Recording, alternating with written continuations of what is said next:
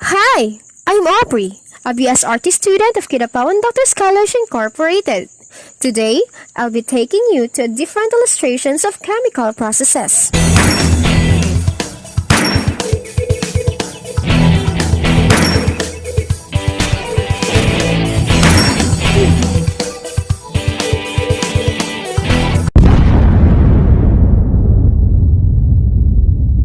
In this experiment, I will only use the accessible things that I can find in our home. First is the 5 ml syringe for measuring. Second is the clear glass for solvent and solute. Water, food coloring, spoon for stirring, and also a salt. Now let's start with solution. Solution is a homogeneous mixture of two or more substances. A solution may exist in any phase. Solution consists of a solute and a solvent. The solute is the substance that is dissolved in the solvent. The amount of solute that can be dissolved in a solvent is called solubility. So, let's proceed with the solution experiment. First, let's put 50 ml of water in a clear glass.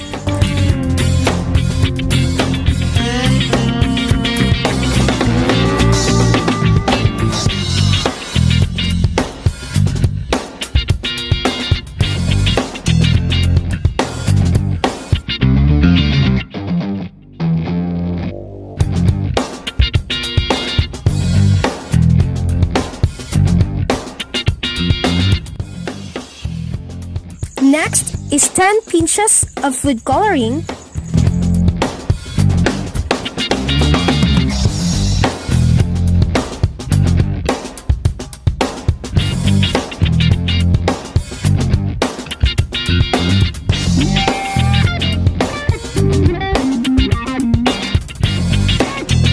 After, let's stir the mixed solvent and solute using the tablespoon.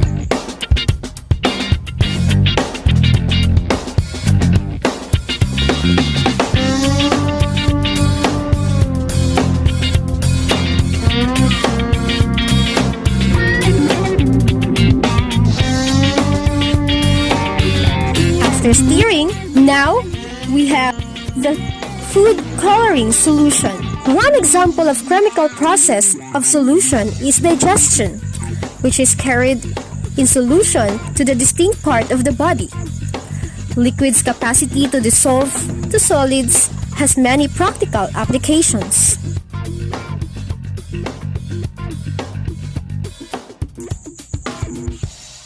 Let's proceed with the chemical process of concentration.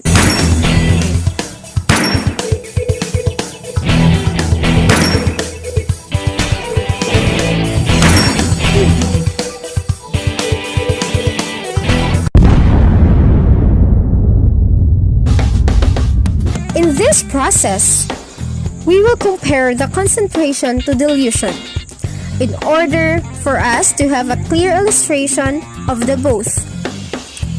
Dilution. It is the addition of solvent which decreases the concentration of the solute in the solution. Concentration is the removal of solvent which increases the concentration of the solute in the solution. Let's start. First, let's put 50 ml of water for the both glasses.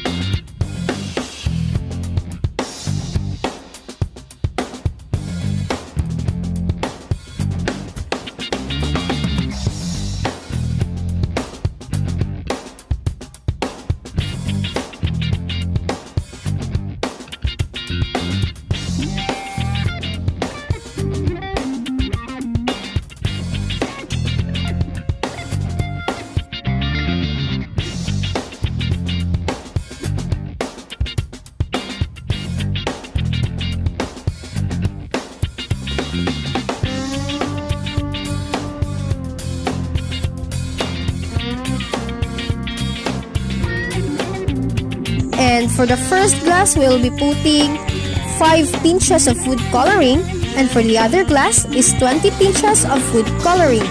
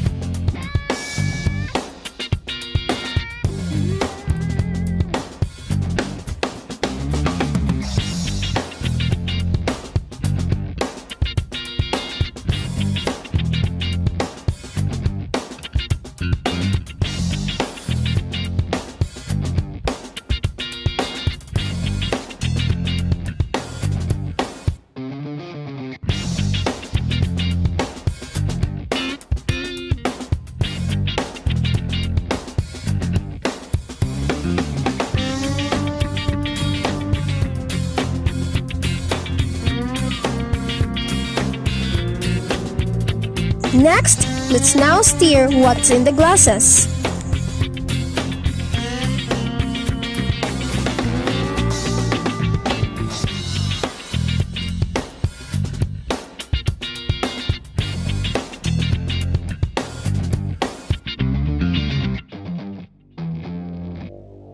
After stirring, we already have the diluted chemical solution on the right side, the concentrated chemical solution on the left side.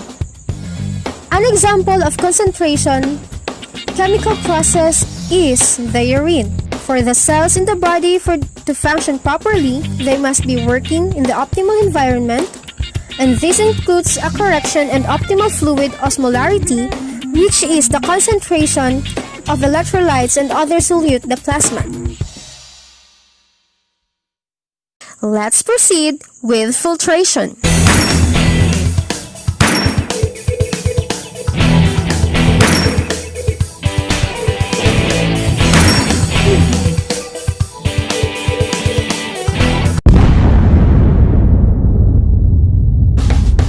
Filtration is a process used to separate solids from liquids or gases, using a filter medium that allows the fluid to pass through, but not the solid.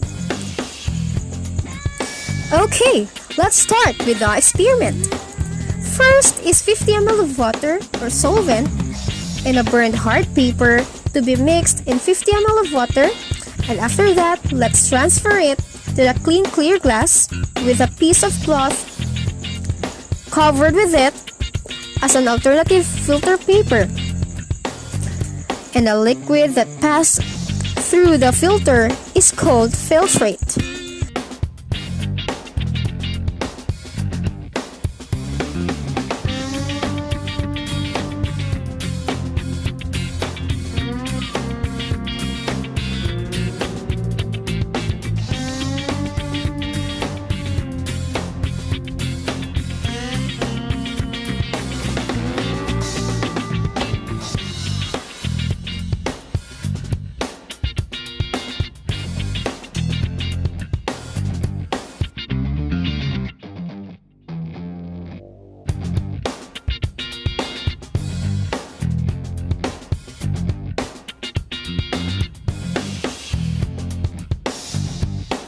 And now, we already have the chemical illustration of filtration.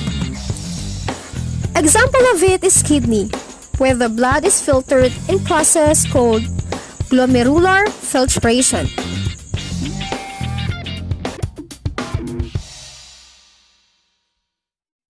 This time, let's proceed with the 3 types of osmosis.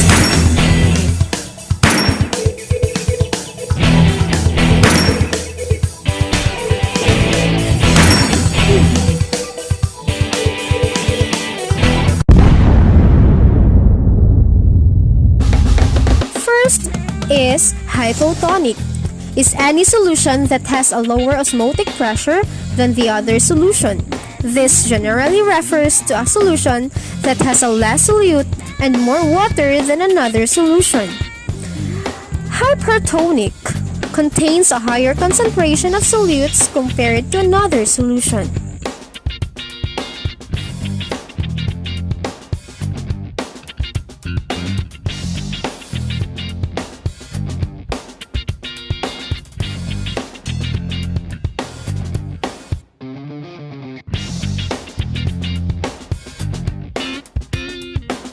In hypotonic, 25 ml of water or solvent and 1/2 tablespoon of salt. In hypertonic is 15 ml of solvent and 1 1/2 tablespoon of salt. After that, let's stir it.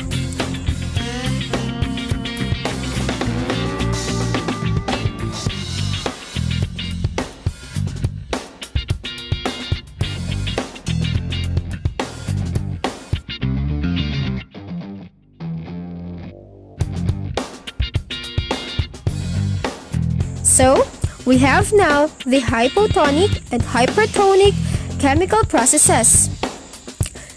The hypertonic have a higher osmolarity inside such that water will come in the cell and the cell will swell. Hypotonic have a lower osmolarity inside such that the water will leave the cell and the cell will shrink.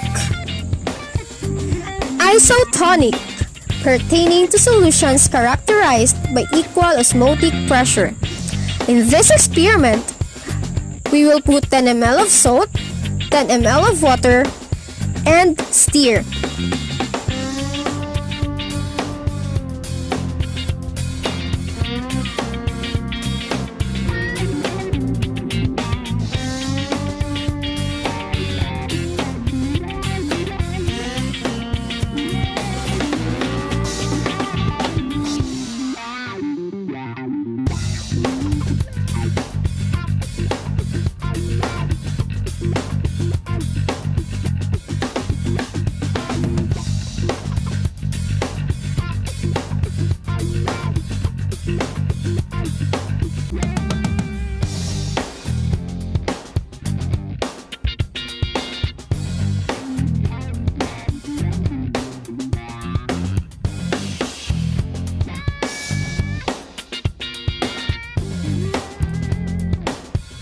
Now we have its chemical process. Blood cells is an example of isotonic solution. Compared to the solution inside the blood cells, the cell functions normally. Now, we are in the last chemical process, which is diffusion.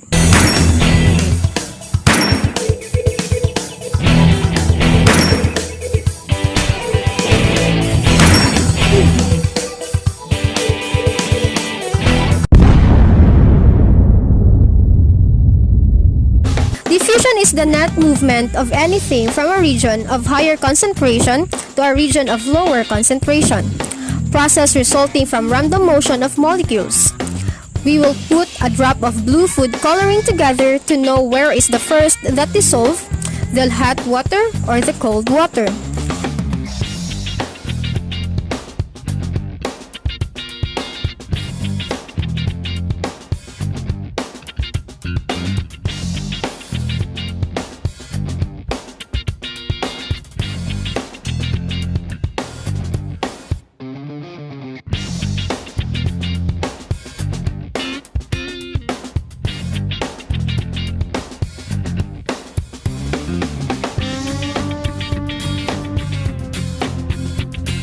And as what we can observe, the first glass scattered is the glass with hot water.